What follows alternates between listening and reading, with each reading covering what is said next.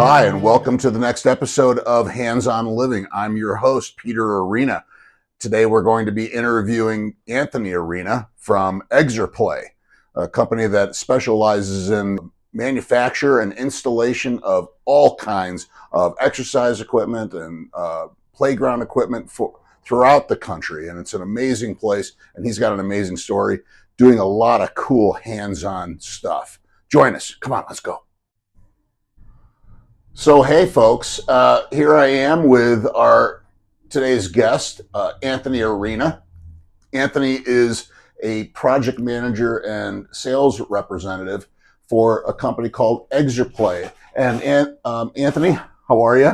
Good. Welcome to the show.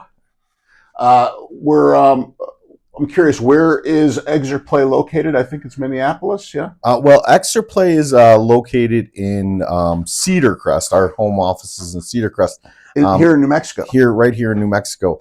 But Landscape Structures, who is the manufacturer of the playground equipment that we represent, actually is from right outside of Delano. It's outside of Minneapolis, Minnesota, in a town called Delano. Anthony is going to walk us through what we have here is an opportunity to see how someone does hands-on work.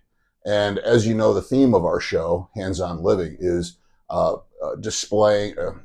showcasing people who do any variety of things where they are engaged in using their hands, working with other people who are using their hands, and are doing the kind of things that make them useful and do useful things that, what's the word I'm looking for, makes them indispensable and impervious to what I consider to be the oncoming AI revolution that is potentially going to take a lot of people's jobs away.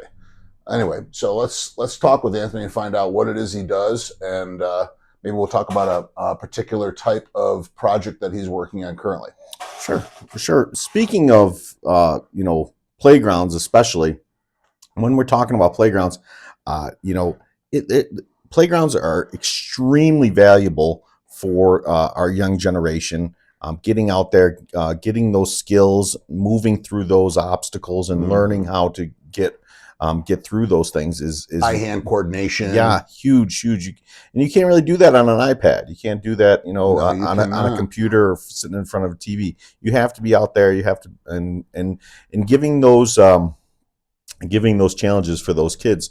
There's a big thing. There's a risk for playgrounds, which we want to see. We want to see kids taking risks versus a hazard. So you have a risk versus a hazard. Hazards are bad. Risks are very, very good. Risks are something that you manage. Right. You want to be able to manage those risks 100%. Yeah, and then so you're developing the motor skills of children primarily. It's not the only thing that you guys do. You don't just do playgrounds. No, we do playgrounds. We do shade, site furnishing, sports equipment. The name of the company is Exerplay, so exercise, playing, anything that's involved with that. The owner of the company, he started in the business selling skateboard equipment for. There's some hazard risk balancing going on there. Yeah. So before he purchased the company, he was a big skateboard guy. He did a great job with it. Excellent. Yeah. Anthony, you're going to show us some information that you have that better explains how you work and the kinds of things that you produce at Exerplay. This is a job that we're doing in Tucumcari, New Mexico right now. So my territory is all of Albuquerque for all the whole APS, and then I run from Raton all the way down to Carlsbad. So this is a job that we're doing in Tucumcari, and this is a great playground because what it does is it encompasses it's an all-inclusive playground. So what that means is that anybody can get on this playground right now and they can have fun. So if you're in a wheelchair, you can still get get out there and you can ride a lot of the pieces of equipment. It has transfer decks that allows people with a disability to still get into the playground and allow them to enjoy it just like they should. So how long does a project like that take for the folks to build it? And this was probably started in I would say July, August, September. We executed the order, and now it's so you got the administrative side of things. Yeah. You got to get the money. You got to get the paperwork's got to go through, and Sure. and then basically everybody's got to say, all right, let's make this happen. Mm-hmm.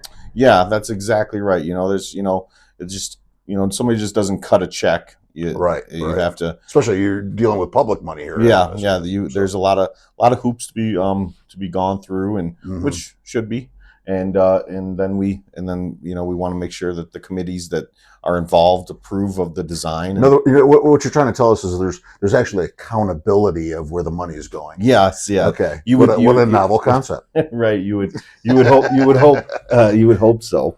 Once you, as they say, are turning the first shovel of dirt, how long does that process take to build it? To put what are we looking at here? What is that? This is just basically just a overhead view, just a drawing of this is where it's going to be going in the at the schoolyard. Okay. So you'll notice a bunch of little red lines all around it. Yes. Those are called safety zones. So anytime you put a piece of equipment into a school or a municipality, there's got to be certain distances that need to be met so that kids don't get hurt. So we're managing risk. In this case, so like if you got the piece of equipment there, and then it looks to be like maybe 5-6 feet beyond the piece of equipment, this is where the kid could fall off. Correct. And not hit another kid or fall onto another piece of equipment. Is that what we're saying here? Correct. And okay. you nailed it. 6 foot is the standard. There's a couple exceptions, but 6 foot is a good rule of thumb to stick to. Sometimes you'll see here in the middle, you can overlap safety zones depending. Like these two rockers, they share a safety zone. Right. Otherwise, you're gonna have 12 feet. Right. Yeah. Right. Got it. So there is some exceptions, but 6 foot is typically the standard. Got it. But yeah. And then they start turning dirt. They start planting stuff into the ground. So and a project this size usually takes about 2 weeks. Oh, that's fast. Yeah, it's very Amazing. fast getting. Okay. And once you start building a playground this size, trying to keep kids off of it is a real challenge. Yeah, I bet. Yeah. So we put fencing and stuff around it, but still, even after that, it's yeah, right. it's like trying to hold back the tide. Right. Exactly. So yeah, they're excited. The kids are excited. The teachers are excited. The school board is. So yeah, everyone's looking forward. Yeah. How's that feel? It feels good, doesn't it? Oh, it feels great. Yeah. I mean, this is what it's all about. Man. This is why you want to do this stuff. Is you want to. So this is a school playground, but you guys do all kinds of things, right? It's not just playgrounds per se. Playgrounds, a variety of things. Yeah, playgrounds, shade. Yeah, shade. Oh, now we're here in New Mexico, and so in New Mexico, in the Southwest, Texas, Arizona, Southern California, Nevada, Las Vegas, all these Sunbelt states. We've got a lot of heat bearing down on folks. You got to have places where there's refuge in the heat of the summer. So like right now, one of my coworkers is putting in a playground right here in Albuquerque at Wells Park, and there's probably about 12 shades going in there. It's a massive park. There's exercise equipment, play equipment, and a shade, and then of course, like benches and picnic tables and things like that. They'll be providing. Yeah, but it's super cool. It's super cool what they're doing down there. But yeah, that is another thing we do. We do aquatics, so splash pads and things like that that allow kids to have fun. And so here we are with Anthony Arena from Exerplay, and behind us, as you can see, we've got a massive new play structure that they've created for kids of all ages. Also, a little bit about this project, Anthony, and how long it took. So this project here is basically, we're just doing an update for a early childhood education center. So that allows every year there's a lot of money that goes to early childhood development and early childhood centers. So we're tearing out. We tore out a bunch of equipment, and now we're adding new and updated equipment. How long does a piece of equipment usually last? A landscape structure equipment can last 25 years. Our competitors, Brand X, I wouldn't say as much, but yeah, of course. Yeah, but a landscape structure it definitely holds up much longer. And you can use the bones from an old structure, make it new by using the same exact rejuvenate. Rejuvenate. Yes. Yeah.